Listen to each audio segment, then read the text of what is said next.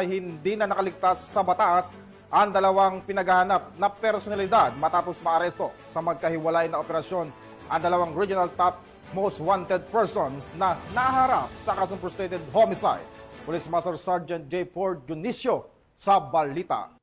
Bilang bahagi ng pinaigting ng kumpanya ng kapulisan kontra sa mga wanted person sa ilalim ng Uplan Pagtugis ng Criminal Investigation and Detection Group, isang lalaki na kabilang sa number 2 regional top most wanted person ang arestado sa Middle Quezon Hill, Baguio City nito lamang Hulyo taong kasalukuyan. Inaresto ang suspek sa bisa ng warrant of arrest kasong frustrated homicide na inilabas ni Honorable Manuel Cachora Singh, judge ng Regional Trial Court Branch 3, Baguio City noong Hulyo 16, 2025. Naging matagumpay ang operasyon dahil sa pangunguna ng Criminal Investigation and Detection Group Baguio City Field Unit, katuwang ang Baguio City Police Office, Police Station 1, Regional Intelligence Unit 14, City Intelligence Team Baguio City. Matapos basahan ng kanyang mga karapatan sa salitang kanyang naintindihan, ay agad namang dinala sa tanggapan ng Criminal Investigation and Detection Group Baguio City Field Unit para sa tamang dokumentasyon bago ito i-turn over sa naturang korte. Ang matagumpay na operasyong ito ay patunay lamang na seryoso ang ating kapulisan, tugisin at panagutin ang mga nagkasala sa batas para sa mas ligtas at bagong Pilipinas. Mula dito sa Police Regional Office Cordillera,